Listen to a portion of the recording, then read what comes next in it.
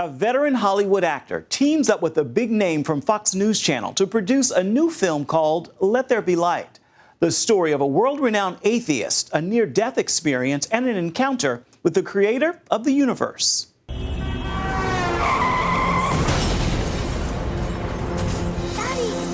Clinically dead in the ambulance for 4 minutes. It's a miracle. I saw Davey, and all I wanted to do was just, I wanted to put my arms around him.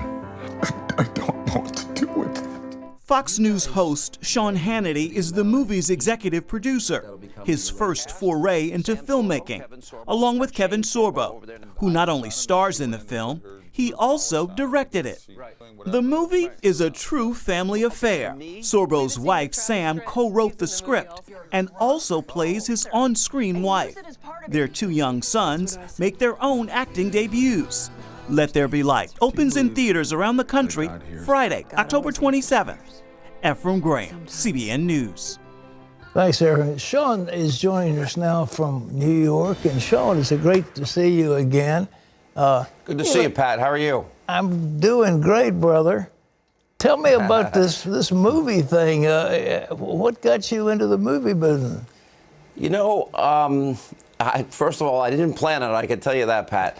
So it was very interesting. God's Not Dead came out, which Kevin Sorbo starred in that movie, and I went to the movie, and I felt like I had a very different experience than the typical Hollywood sex, violence, cartoons, Batman, Superman 50, Spider-Man 50. And I've always felt that Hollywood has a contempt, if you will, for conservatives, conservative values, Christian conservative values in particular. And I just think they're missing a void. And so I said to Kevin, when I was interviewing him for that movie, I said, if you ever have another project, maybe we can work together. And I don't think it was like 2 or 3 days later, he called me and I said, I think I have a project you might like. So Kevin and Sam and another gentleman, Dan Gordon, they came to my office, and I would say within 20 minutes, we literally had a deal to move forward with the project. And that was about 1.5 years or 2 years ago, Pat. And I love this movie. This movie is heart, mind, soul of all the people that I have shown the movie to. We've screened it to a lot of people. Everybody cries. It's very unpredictable. It's an emotional roller coaster.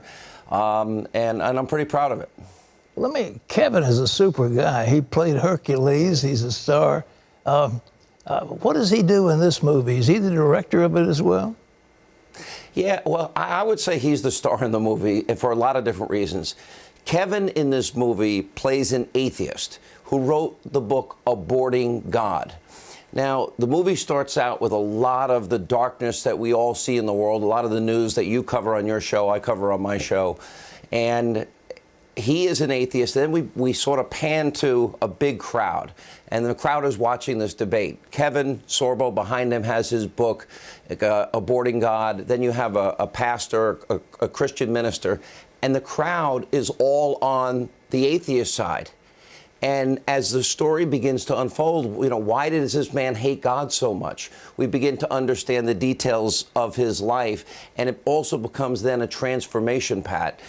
But it's got a lot of twists and turns, a lot of unpredictability in it, and you're never going to figure out how this movie ends, which I am particularly like, because I always go to movies and try to figure out how they're going to end. But it's one man's journey and how the decisions that he makes as somebody that is part of the red carpet culture, the glitterati, paparazzi culture. One man's journey from that life of drugs and women and alcohol and abandoning his family into transforming his life, and the impact also that all of his decisions had on all of the people in his life throughout all those years that he was living this way. And while he has this experience, I won't go into that detail, he's being pulled in both directions because the people around him, this is an industry for him. He's making millions of dollars as he sells his book, Aborting God, being an atheist, being out on the chicken dinner circuit, basically. And so people are trying to pressure him. Oh, come on, we got to keep this up. We got to keep this up. You're not really believing this now, that you have faith or that maybe this experience has transformed your life. So you watch both sides pulling on this one man. And the great part is it impacts you intellectually, it impacts you emotionally. Everybody cried that I know that saw it, and it impacts you spiritually. And I know people that have said to me after the movie, this changed my life. So I wish Hollywood did more of that, but because they're not, I figured I'd at least start to fill the void. You're bringing this out in the middle of this Harvey Weinstein scandal that has rocked Hollywood. Is this getting into that Hollywood milieu to say you'd better shape up and have a new approach to movie making? You know, what we're trying to do here, this is an independent film, Pat, and that means we didn't get the backing of a Hollywood studio, and frankly, I don't even think we want the backing of a Hollywood studio. And we'll do a different rollout. For example, a lot of movies might start in 2,000 theaters, it's $100 million budgets. This feels like a very high budget film, and it wasn't cheap, I'll tell you that. But what we're doing is we're starting out in a few hundred theaters. Then we're going to expand it to a few hundred more, then a few hundred more. And we're pretty convinced, based on the popularity of the movie and based on the feedback that we've gotten, that a lot of people are going to want to see this. I actually put up on my website, Hannity.com, all the theaters where we are debuting. It opens this Friday. And I think, yeah, I would like to see, you know, Hollywood has had one formula, and they've used that now for years. Here's the formula: sex, violence, cartoons, and Jennifer Aniston falls in love and out of love with somebody else. You know, a different guy in every movie. That's pretty much the whole thing, Pat. Okay. Well, you're exactly right. Let me talk to the national. You're covering the national story. What do you think about what Trump's doing? Are you giving him an A+ or a B-? Or well, how do you rate his presidency? I will say that there's two things I most admire about the president right now. He sticks to his promises. His speeches that he's giving now, the agenda that he's following now is exactly the same agenda that he promised us when he was running on the campaign trail. This is a very important point in his presidency, though, because this economic tax reform plan must pass. And I still think what he did executive order-wise on health care was good, but I'm still very disappointed that Republicans couldn't keep a 7.5-year pledge to repeal and replace it. With that said, the 1974 law that allows corporations to buy health care plans through associations across state lines, not subject to individual states or the ACA Obamacare mandates, I think that's a good first step. But this economic plan, very simple, all about middle-class tax cuts. We're going to go from 8 brackets to 4, corporate tax cuts, repatriation of trillions from multinational corporations, energy independence. And what all that's going to do, Pat, you remember back in the Reagan days, you were part of the Christian Coalition. You played such a big part in transforming the country at that point in our history. What that means is that, you know, Reagan created 20 million new jobs because all these companies will start building factories, they'll start building manufacturing centers. This election was about the forgotten men and women in this country, and those people need the jobs. We have too many Americans in poverty, too many Americans on food stamps, and too many Americans out of the labor force. We got to get those jobs back here. You want to comment on Steve Bannon's initiative to take out Republican senators, which may destroy the Senate? What do you think? I think some of them need to go. If Mitch McConnell cannot get this tax reform plan over the finish line, he's of no use. He's supposed to lead. You know, I've been saying on my radio and television shows, Pat, very simple. Put these guys in a room, lock the door, turn off the air conditioner like our founders and framers in the conditions. We'll put them in the conditions they lived in. We'll modernize it a little bit. We'll send in some ice and some Coke and maybe some cold beer and pizza. And these guys got to get together and realize they are there to serve the American people. They're not, with all their vacations and their inability to get things done, I don't really feel like they're serving the American people very well. And when you have 50 million Americans in poverty and 50 million Americans on food stamps and 90 million Americans out of the labor force, you ought not be taking vacations. You ought to be rolling up your sleeves, getting in a room, hammering out a deal, and make it something that's going to grow the economy, create jobs, incentivize these businesses. The president on his own has gotten rid of burdensome regulation. That's good. Let's lower the tax rate so we're competitive, so companies will be incentivized to spend their billions and trillions here, not in countries overseas. Sean, I hope that their honorables are listening to you on this one, because I tell you, if they don't get this tax thing passed, their majority is fast fading. I don't think it'll last much longer. Do you? If they don't get this action done?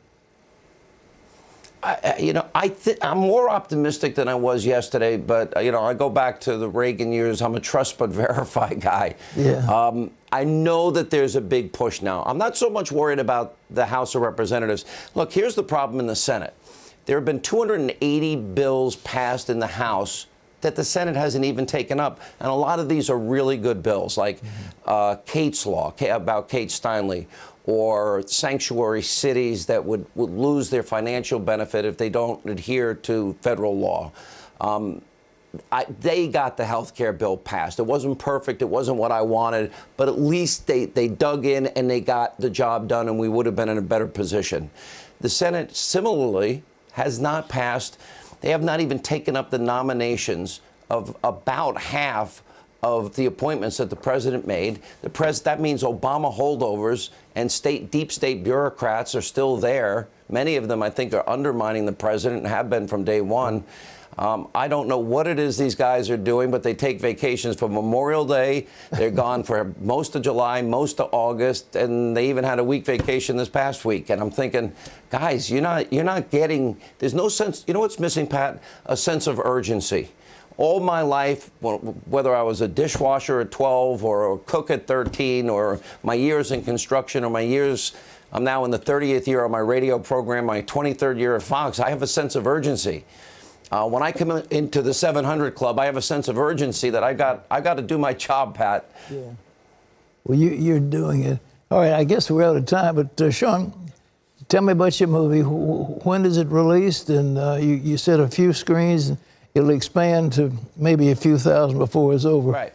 Yeah, we got, I think, 350 theaters. It's going to open in this weekend. We'll be expanding out throughout the next number of weekends.